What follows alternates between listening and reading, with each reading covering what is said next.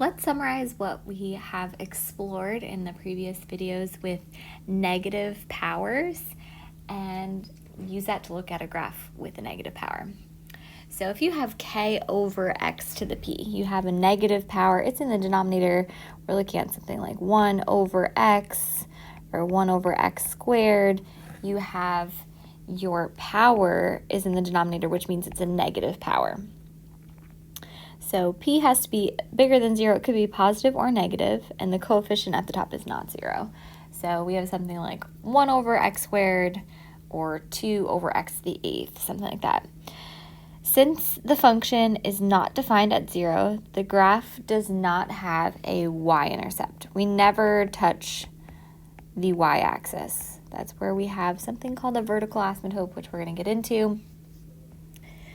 The power p is even would make it symmetric across the what?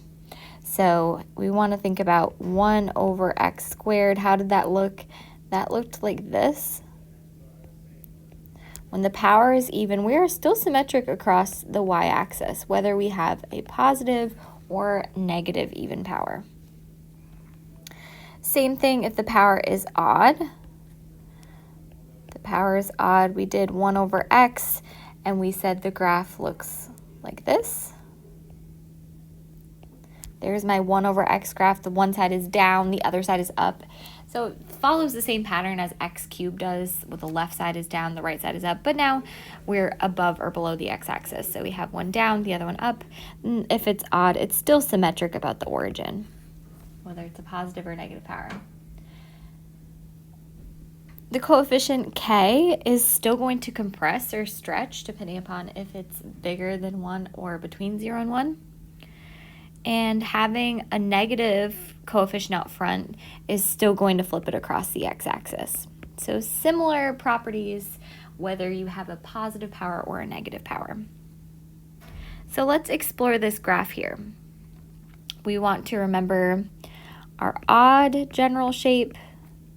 If you have a positive k over x to an odd power p is going to be down, up.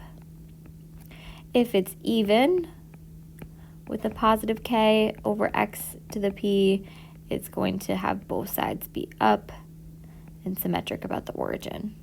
So there's odd versus even. And we want to look at this graph. Do you think the power is going to be even or odd then? It must be odd. Odd has opposite placement. So one top, one on bottom. Opposite placement tells me it's odd. If they were even, they would both be on top for a positive coefficient, or they'd both be on bottom for a negative coefficient.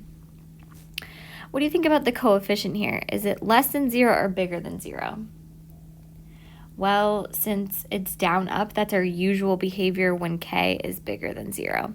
If it was less than 0, it would be flipped. It would have the first side be up and the second side be down.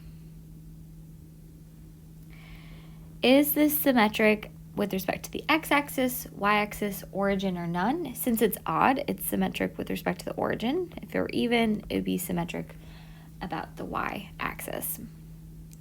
As x goes to negative infinity, f of x, which is the y value, approaches what? So as x goes far out to the left, what y value are we approaching? We're going to approach 0 in the y value. And then we're going to state the domain of this. How far to the left and to the right? Well, for the domain, we can plug in any number to the left or to the right except for 0. So we want to include every number from left to right except for 0. So how we'd write that in interval notation is to the left of 0 is out to negative infinity to 0. Union, we can also go to the right of 0, 0 to infinity. So our domain is we can plug in any number we want except for 0.